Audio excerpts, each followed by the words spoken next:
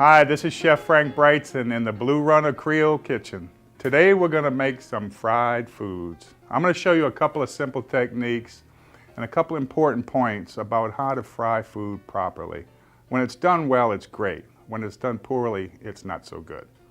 So today we're going to start by frying some fish, fried catfish. And I'm going to make two batters, a wet batter and a dry batter. The wet batter starts with a couple of eggs. 2 eggs, and I'm going to whisk the eggs very frothy, get some bubbles in there, some air to make the batter nice and light. Now with catfish, I like to have a little tanginess in the batter too, so I'm going to add a little bit of yellow mustard to the wet batter. We're going to whisk that in, and then I'm going to add 2 cups of milk. So we have 2 eggs, 2 cups of milk, and a little bit of yellow mustard. And that's our wet batter. I'm going to transfer that to a little pan here. And then for our dry batter, we're going to use all-purpose white flour and yellow cornmeal, half and half, equal parts of each. And then we're going to season it. Now there's different ways you can go with this. You can use some spice blends, and that's a good easy way to do it. I'm just going to do it from scratch. We'll put a little bit of salt,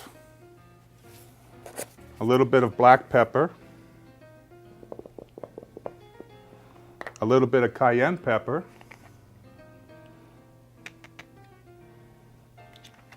and I'm going to also add a little bit of granulated garlic and granulated onion.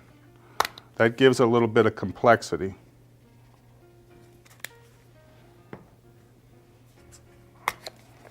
And you could add herbs if you like, but that's all I'm going to do here. And I'm going to transfer that to a shallow pan so that we can batter the fish in here. Now, here I have some catfish fillets, and these were kind of large fillets, 5 to 6 ounce, so I cut it into strips. I like smaller pieces of catfish and fish in general. If the fish is too large or too thick, it won't stay crispy, and that's because it'll steam from the inside after it's cooked. Here in this cast iron skillet, I've got some hot oil. I use just vegetable oil, and I'm going to season the fish fillets with a spice blend. There's different ones on the market. Seafood seasonings of all kinds are good. This makes it easy to season a lot of fish with one easy stroke. Both sides, end to end, so that every bite's the same. And then we're going to go into our wet batter and then into the dry batter and straight into the hot oil. Notice that I have a wet hand and a dry hand. That's very important. Now what we're doing here is a technique called pan frying. Pan frying is a good way to cook fish without using a lot of oil. You want the oil to about 350 degrees. And another important thing is the amount of oil in the pan. If you notice, the oil is coming up the sides of the fish without going over. Now, I'm going to watch the fish as it fries. The principle in frying is that you have hot oil, and when you drop battered foods into it, it immediately starts to form a barrier or seal, and that locks in the moisture of the fish and it doesn't get oily. That's important in frying. With this pan frying technique, it's important to only turn the fish one time. If you keep turning it, it's going to absorb oil. So whether it's catfish, speckled trout, whatever it might be, start with the right amount of oil at the right temperature and only turn it once. These small pieces of fish, about ½ inch thick, will take about 3, maybe 4 minutes on each side. Looks like the temperature of the oil was just right. And I always test that by dropping a little bit of flour into the hot oil. If the flour dances, it's ready. Now I'm going to turn the fish one time.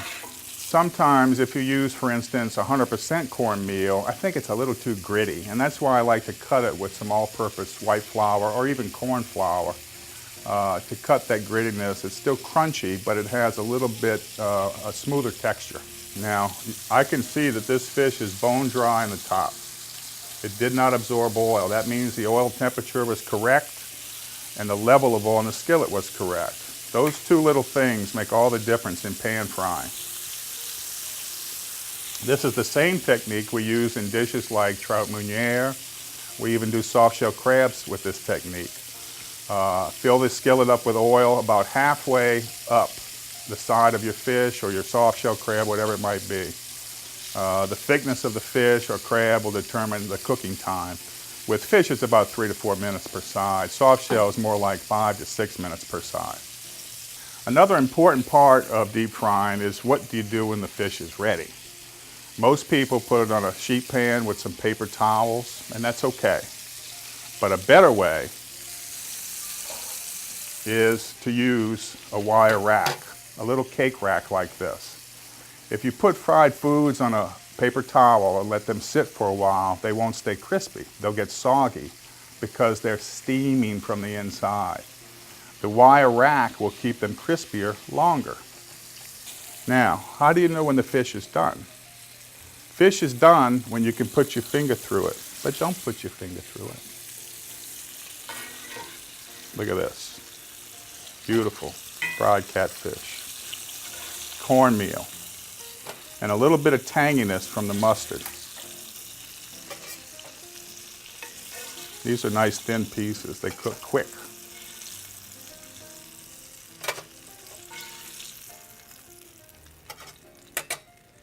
Look at that. Crispy golden brown. And the oil will just drain right off through the wire rack and the fish will stay crispy for quite a while. Fried catfish, Frank's way. Now,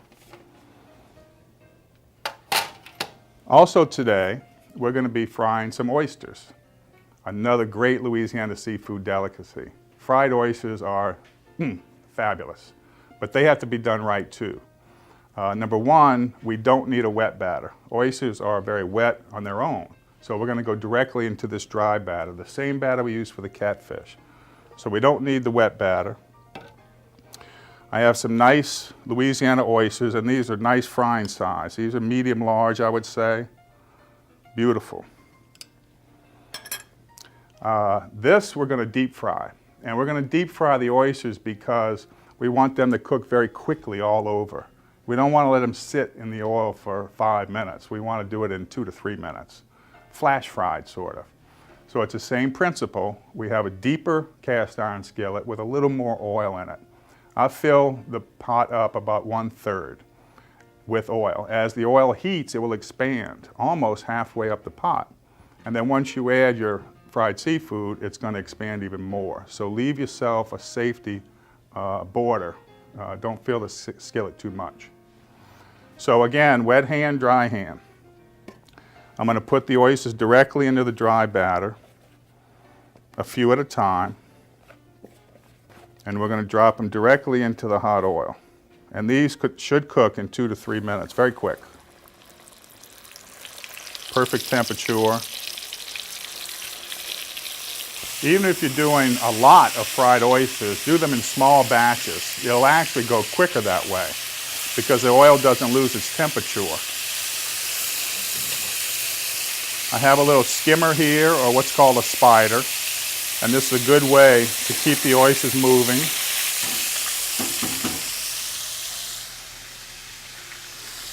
They go very quickly.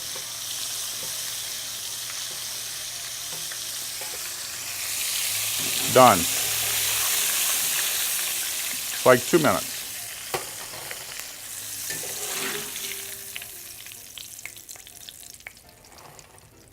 Boy, I can hear them. They're crackly, crispy good. Really nice. Of course, this would be a nice platter here. Catfish and fried oysters, a po' boy, or fried oysters over a salad. Delicious. Good way to eat in Louisiana. And of course, in Louisiana, we're always looking for good ways to eat seafood.